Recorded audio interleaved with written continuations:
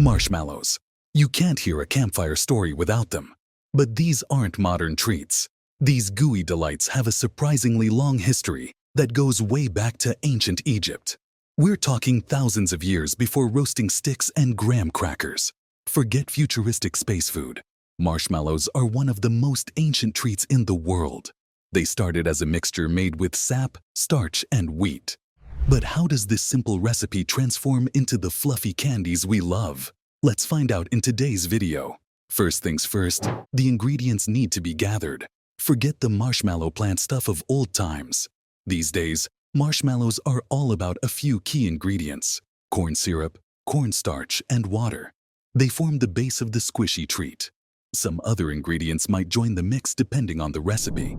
Wheat flour or egg whites can add something extra to the texture.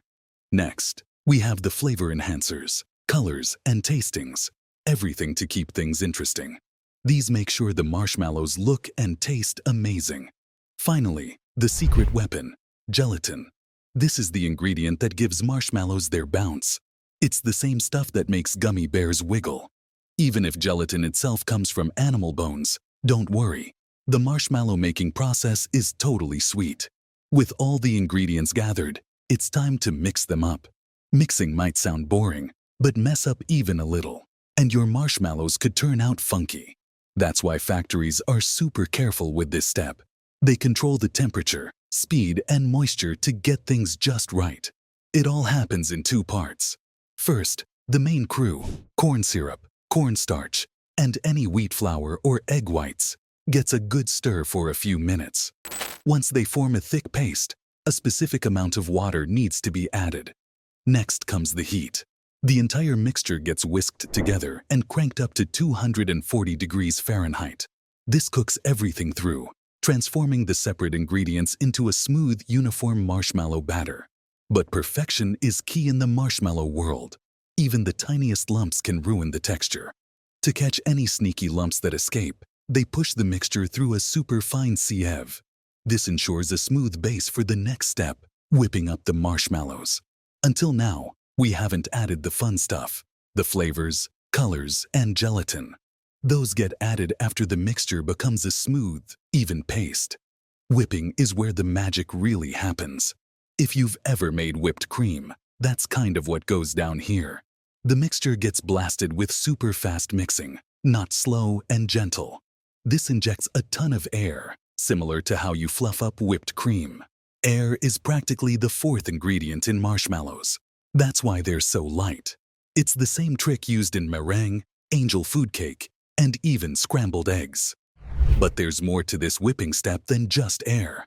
While the mixture gets pummeled by industrial mixers, the gelatin activates. It starts to bind everything together, acting like glue.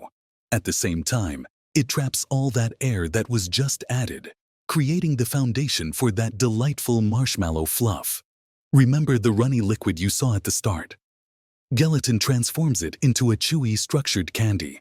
Once the mixture gets fluffier and bigger, doubling or tripling its size, it's ready to move on to the next step. Before the 1950s, marshmallows were a lot of effort. Each one needed longer to form their skin, and they were more chewy than fluffy. Then came the extruding machine, a game changer for marshmallows. With high pressure, these machines could pump in tons of air, creating that light and airy texture. Plus, they ditched the egg whites, making the process faster and the marshmallows lighter than ever. Once the mixture is whipped and slightly cooled, so it's still flexible, it's loaded onto a conveyor belt that will carry it through the next steps. A series of shapers then transform it into one long, flat sheet. Think of it as a giant marshmallow slab. This marshmallow slab takes a trip through a heat exchanger, where cool air blasts through it. This makes it even fluffier while helping it set and hold its shape. Before it cools completely, the slab gets pushed through a mold, transforming it into long marshmallow tubes. These tubes can be twisted or combined to create fun shapes and double-flavored candies. They are then whisked through an extruder. In a second, a sharp slicer chops them into those familiar cylindrical shapes. So many marshmallows are being made at the same time, so you can't let them stick together. They get dusted with a sugar cornstarch mixture. This mixture even gives them that smooth candy-like texture. We're almost at the finish line, but a little heat is still there. This brings us to the final step in the cooking process, cooling them down completely. After getting their shapes, the marshmallow pillows fall into a giant drum. The drum spins them around quickly, helping them reach room temperature. This cool down also serves another purpose.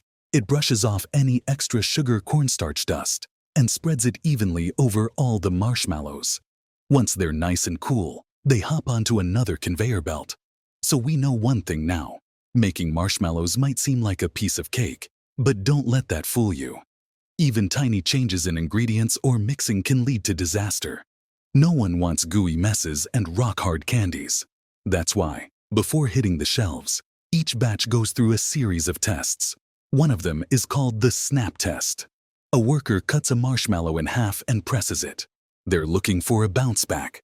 How long does it take to spring back into shape? This simple test tells them if it's got the perfect marshmallow texture. Every candy has to prove that it's ready to be shipped to the world. While homemade marshmallows might go bad if you don't eat them fast enough, factory-made ones are built to last. Thanks to the clean environment, added preservatives, and sealed packaging, these fluffy pillows can stay fresh for a surprisingly long time. Here's how they get there. First, high-quality airtight bags are prepped. A long sheet of material gets cut and sealed simultaneously using a hot metal tool. Folding machines then transform this into a bag, ready to be filled with fluffy candies. Next comes the precision part. A digital scale carefully weighs out a specific amount of marshmallows. This ensures each bag gets the perfect amount. Then, a pump injects nitrogen gas into the bag. This pushes out any oxygen, which can spoil the marshmallows. With the bag inflated with nitrogen, a pair of heated rods seals it shut immediately. A printer then personalizes each bag with a best before date and a unique code. Now, these marshmallow packages are ready to go out. A rotating platform gathers them all up and sends them off to their final destination, cardboard boxes.